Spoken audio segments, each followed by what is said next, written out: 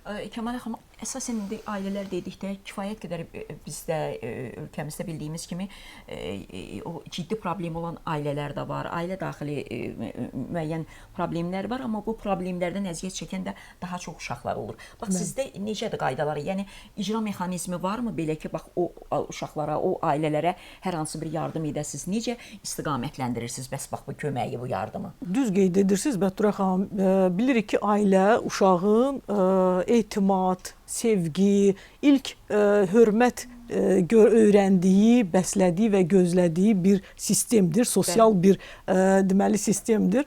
Və təəssüflər olsun ki, sosial təhlükəli vəziyyətdə olan və köməyə, yardıma ehtiyacı olan ailələr də var və siz əsasən işimiz, fəaliyyətimiz ondan ibarətdir ki, dərhal problemi ilə bağlı uşaqlardan və yaxud ailələrdən problemin çətinliyi haqqında öyrənmək, onları bilmək və birgə yerli qurumlarla, dövlət qurumları ilə birgə o problemin həllinə nail olmaqdır.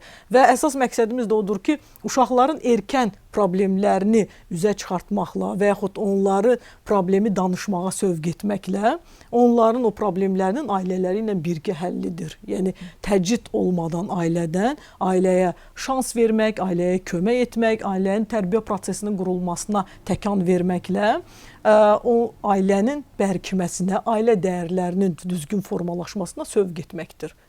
Bax, son zamanlar daha çox hansı istiqamətdə müraciətlər olub? Daha çox ümumiyyətlə ailələrdə olan problemlər nədən qaynaqlanır? Nədir əsasında nə dayanır o problemlərin?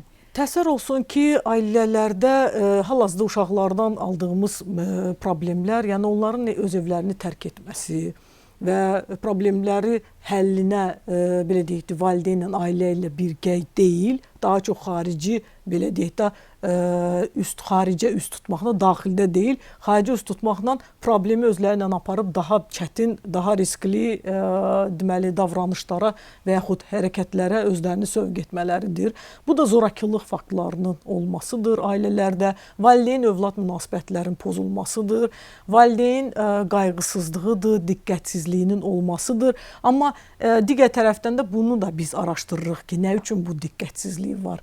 Və yaxud digər tərəfdən bir problemlər də ola bilər ki, sosial maddi rifah məsələləri ki, o uşaqların hüquqlarının pozulmasına gətirib çıxardı, səhiyyə xidmətidir, təhsilə yönlənmədir və s. və ilaxır. Bu problemlərdə həllinə nail ola bilməyən valideynlər yavaş-yavaş artıq o ailədə o pozulmalar başlayır, o çətinliklər cücərməyə və ailə-övlad münasibətlərində artıq başlayır o pozulmalar yaranmağa və uşaqlar da ailədə görə bilmədiyi o diqqət, sevgini, qayğını artıq çöldə digər ətrafdakıları da axtarırlar.